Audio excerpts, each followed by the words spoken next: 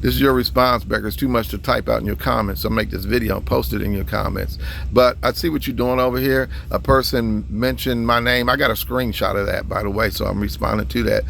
In your comments, you mentioned my name. But what you're doing is you're insinuating and you hinting to something to make a suggestion or an idea about a situation and a matter that you didn't handle correctly. But instead, you trying to insinuate. Not trying to, you are insinuate when you could, just state the facts. You got some facts you want to state. You said that there's more to this. Let me go look and see exactly what you said again. Hold on. You said something along the lines, there's more to this, because I have time to look it up, than what everybody actually knows. So you saying that there's more to this situation with Donnie Webster than what everybody actually knows. I'm going to start here. I got another screenshot of Elder Austin is in your comments. Why don't you ask him?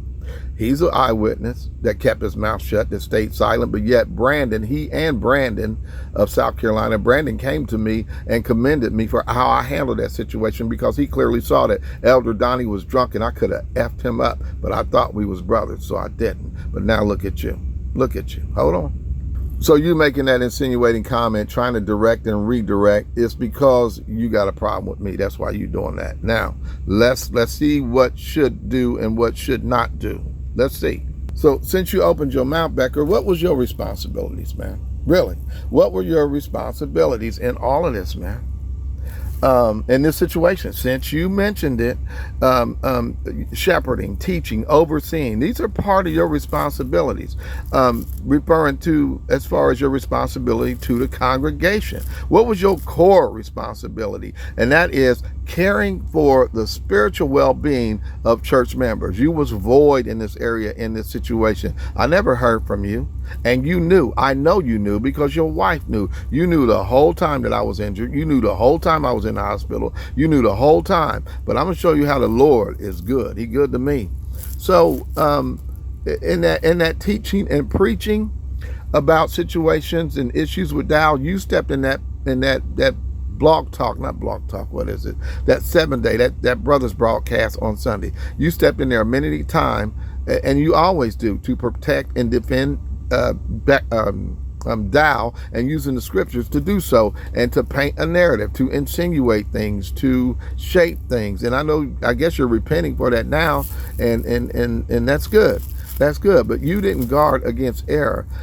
You didn't guard against things that falsely happen. You didn't guard against deception in this matter that you brought up.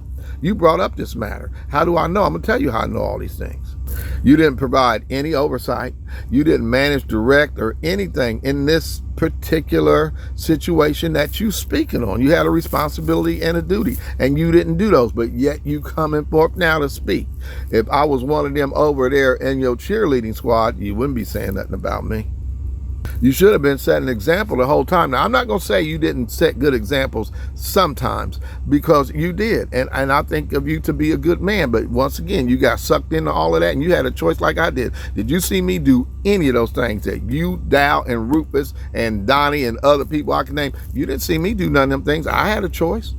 I had a choice in everything. And you see what my choice is. You don't have no history. You don't have no reports. You don't have no accusations of me doing any of that stuff. You don't have people speaking. You ain't got people coming forward telling all that I did it straight way. No, you don't. You're not anything negative or anything bad. That's because I had the same choice as you men. And one of your biggest responsibilities is praying for the sick. When I was sick, when I was in need, you wasn't there for me.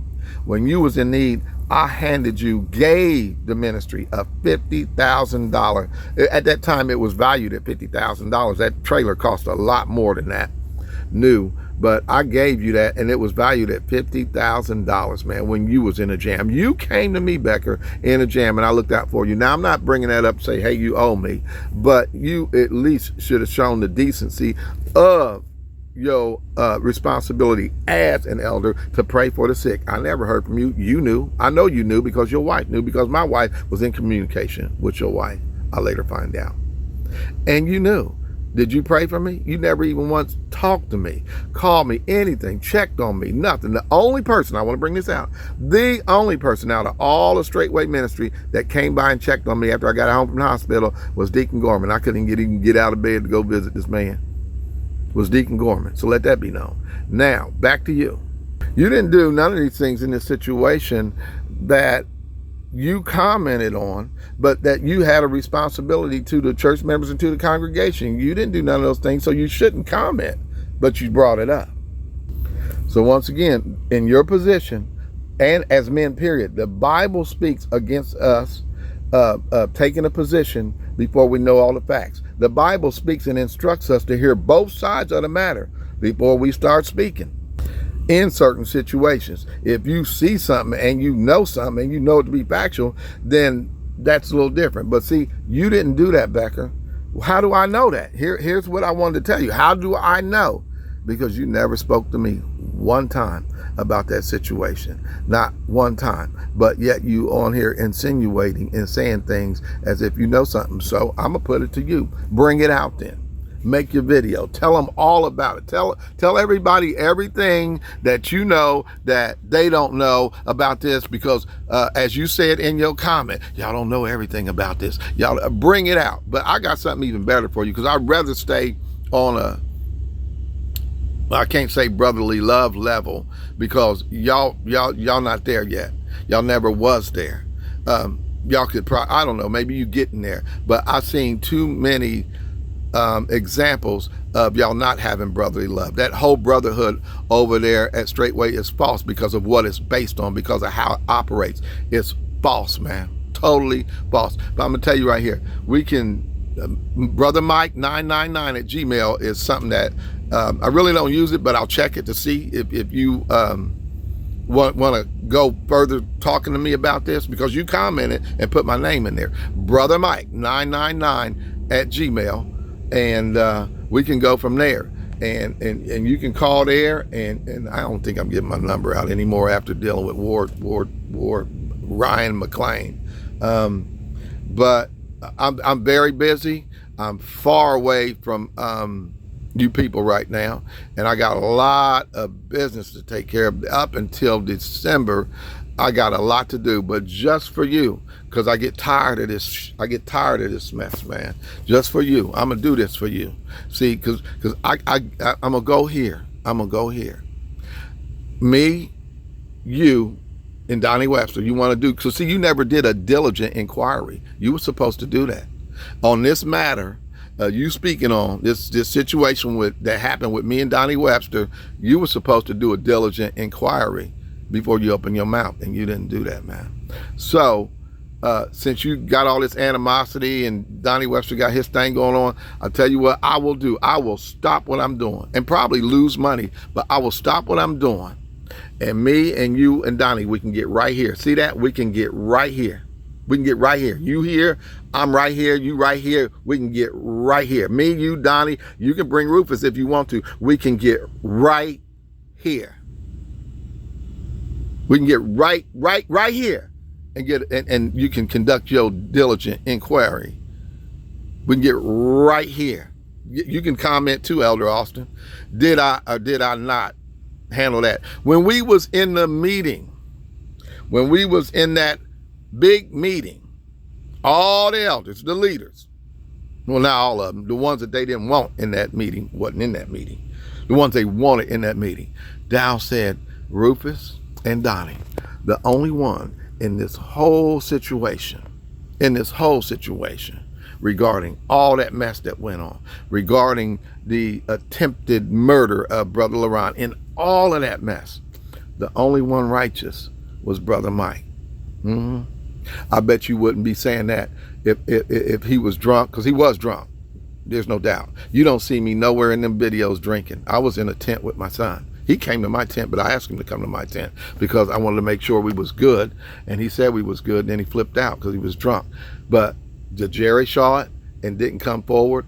And he told me he didn't come forward because Donnie owed him money.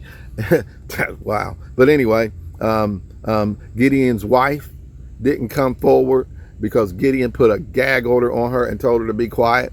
And yeah, I said it. I know a whole bunch of y'all scared of Gideon. I ain't scared of none of these niggas. Anyway, I don't think me and Gideon ever had a problem. My only problem with Gideon is I hope he come out of that. Sometimes he can be a bully, but I don't never see him bully no big niggas. So let's get out of that. But Gideon got an older brother, man, night and day. Night and day. That I don't even think he in the ministry no more. Brother got nothing but love, man. I would have loved to have an older brother like him. So I don't know if I said this part already in the video. I had to keep having to pause and take care of stuff. But Brandon came to me and said, man, we want to honor you, Brother Mike, for how you handled that. I think I already said that if I didn't know well.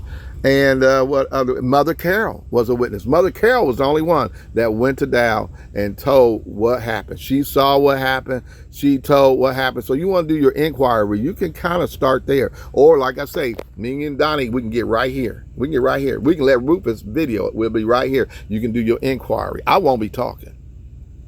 I guess you asked me a question, I'll answer it. But pretty much, I ain't got shit to say. I'm tired of folks. I'm tired of the men at Straightway and all that stuff, man. And ain't nobody ever got that really dealt with, man. You know, like it should have been dealt with. Like, you know, because I came the Straightway to change that part of me and get that out of me where I have never been in trouble. All the trouble I've been in was men effing with me. And usually men twice my size, swinging, putting their hands on me, doing something, and I end up in a bunch of trouble. And that ain't because I'm bad. That's because I'm scared. I'm scared I might get hurt. I'm scared that these people might do something to me. So I ain't one of them running around, but I'm bad. But I'm telling you what, man, we can get right up in here, or you can shut your goddamn mouth.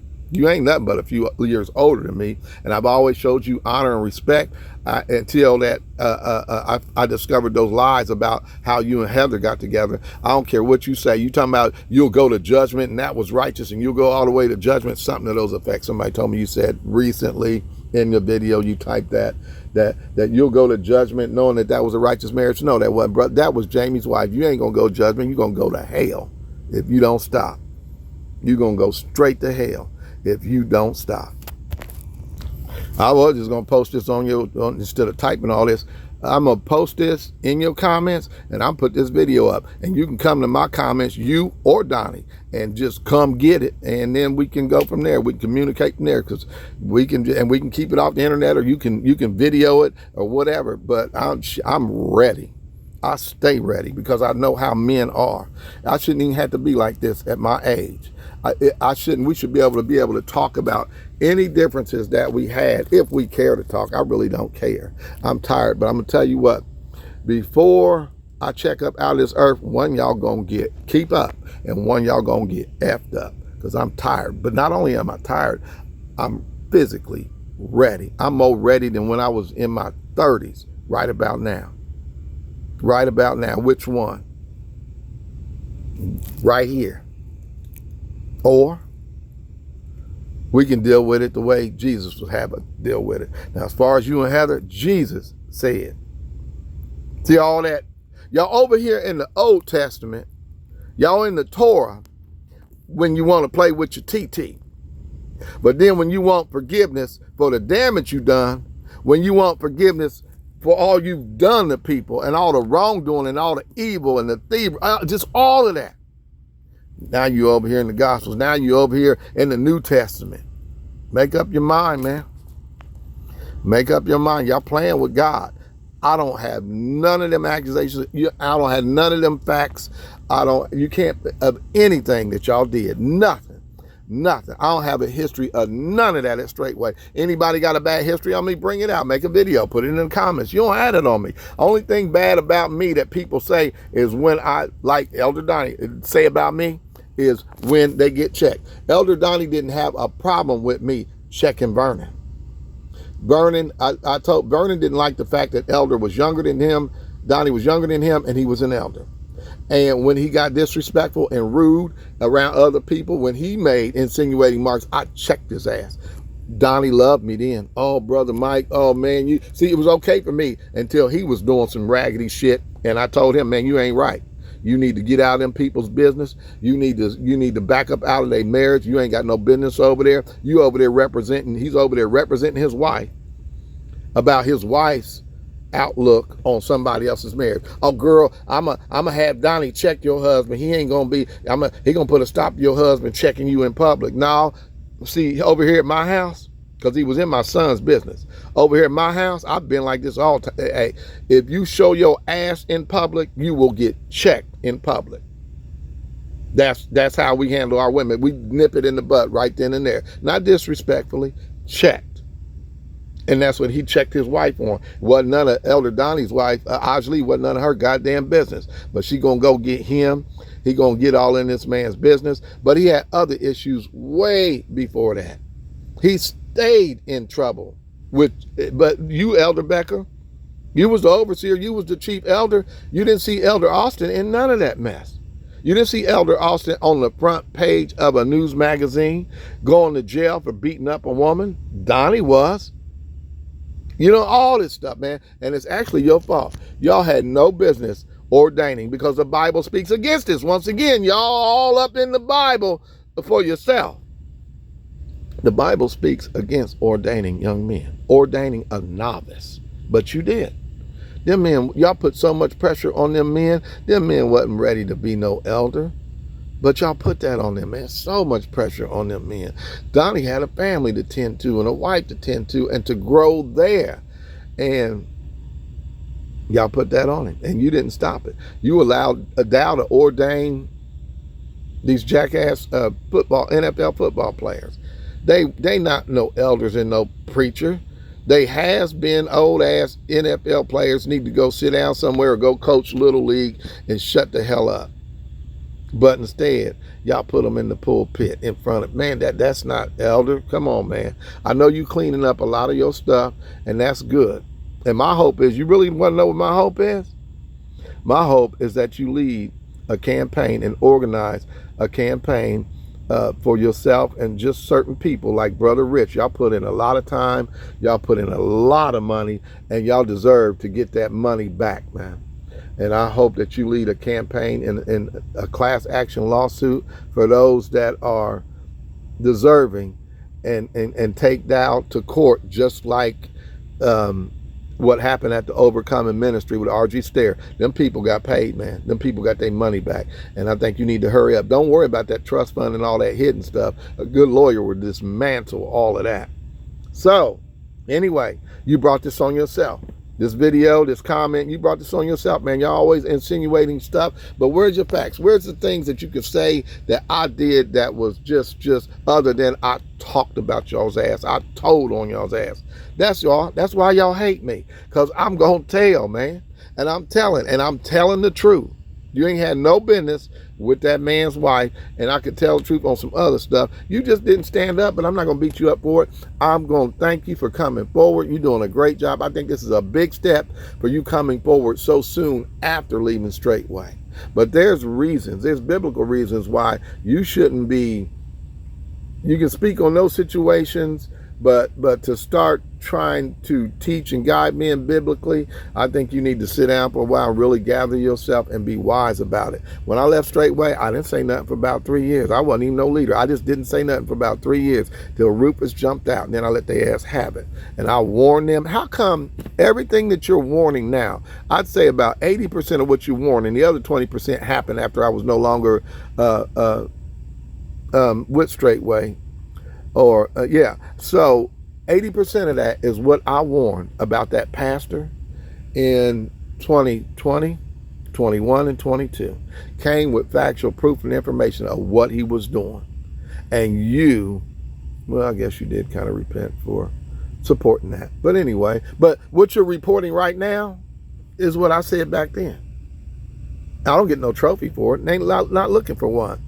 But there ain't even no at least recognition that Brother Mike warned us of this and we didn't even listen. See, the real deal is I was always y'all's brother. Y'all will never mind except out of convenience. That's the real deal. But don't have to stay that way, but I ain't fooling with none of y'all's asses. Remember, right here, if you want to.